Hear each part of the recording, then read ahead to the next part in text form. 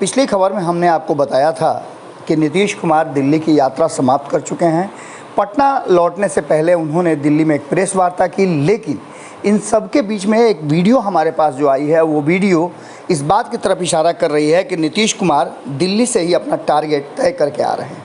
इस बार उनके निशाने पर कौन है हम आपको बताते हैं, लेकिन उससे पहले आपको बता दें कि नीतीश कुमार पहले से ही जब इस तरह की कोई बात होती रही है और नीतीश कुमार कहीं फंसे हैं, राजनीतिक रूप से हो या फिर काम के रूप में, उस समय उन्होंने कोई नया फैसला किया है और उस फैसले को किसी न किसी के ऊपर थोपा है।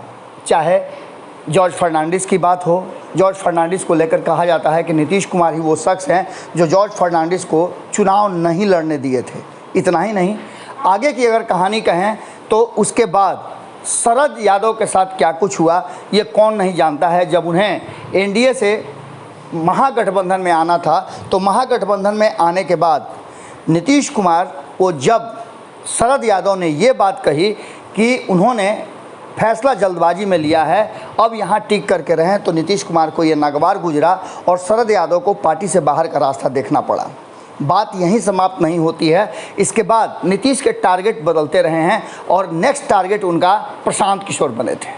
जब प्रशांत किशोर ने ये कहा था कि उनका फैसला भारतीय जनता पार्टी को सपोर्ट करने का उचित नहीं है, कई ऐसे मुद्दे हैं, एनआरसी हो, सीएए हो, इन सारे मुद्दे पर प्रशांत किशोर ने नीतीश कुमार को सलाह दिया था और ये सलाह उन्हें पसंद नहीं आया और प्रशांत किशोर पार्टी से बाहर हो गए। उसके बाद नंबर आया आरसीपी सिंह का। आरसीपी सिंह नीतीश कुमार के सबसे करीबियों में से रहे हैं और जो नीतीश कुमार के करीबी रहा है, जिसे नीतीश कुमार ने बहुत अधिक अपने बगल में रखा है, मान सम्मान दिया है, आप जानते हैं कि अब उनके अगल बगल में कौन है और किसको वो अधिक तरजीह दे रहे हैं, उस शख्स को हमेशा अलर्ट रहना चाहिए। आपको बता दें कि नीतीश कुमार ने मीडिया से बातचीत के दौरान हर सवाल का जवाब दिया, लेकिन कुछ सवालों के जवाब में वो एक बार फिर से कहीं ना कहीं झुंझला गए। इससे पहले आपने देखा था कि किस तरह से आरसीपी सिंह पर सवाल पूछे जाने पर नीतीश कुमार ने जो भी बातें कही हो, वो बातें आपको मालूम है, हमने खबरों के माध्यम से बताया था। लेकिन इस बार उनके टारगेट पर कोई और था। मीडिया ने उनसे सवाल क्या पूछ दिया कि प्रशांत किशोर आप ही के क्षेत्र में हैं, बिहार में ही हैं और बिहार में दौरा कर रहे हैं, लोगों से जनमत जुटा रहे हैं, इसको आप किस तरह से देखते हैं? तो उन्होंने सीधे तौर पे कहा कि अरे उसको कुछ पता है। इसके अलावे उन्होंने बताया कि उनके रडार पर क्या है, हालांकि स्पष्ट तरीके से नहीं बताया, लेकिन नीतीश कुमार जिस तरह से बोलते हैं और जिस तरह किसी शख्स पर टारगेट करते हैं, तो पता चलने लगता है कि इस शख्स का दिन अब पूरा हो गया है नीतीश कुमार के दोस्ती का, वो पता चल जाता है। देखिए इस वीडियो में नीतीश कुमार ने जो कुछ भी कहा है, वो साफ तरीके से नज़र आ रहा है कि नीतीश कुमार का अगला टारगेट कौन होगा। दिल्ली से पटना लौटने के बाद नीतीश कुमार क्या कुछ करते हैं और कैसे अपने टारगेट को समाप्त करते हैं, ये दिलचस्प होगा। लेकिन इस वीडियो को देखिए, आपको बहुत कुछ समझ में आ जाएगा।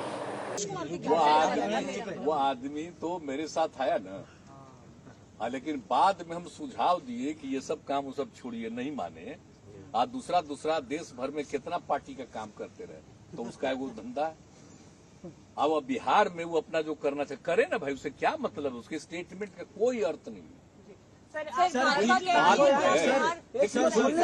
एक बात जान लीजिए, आप उसके बोल रहे हैं उनके बारे में, तो उनको पता है, कुछ एबीसी मालूम है 2005 से क्या काम हुआ है। तो हाँ, ये लोग को मालूम है अपना पब्लिसिटी लेने का, स्टेटमेंट देने का और कहने का, ये सब का एक्सपर्ट है, वही सब अंड बोलते रहता है। कोई मतलब है क्या?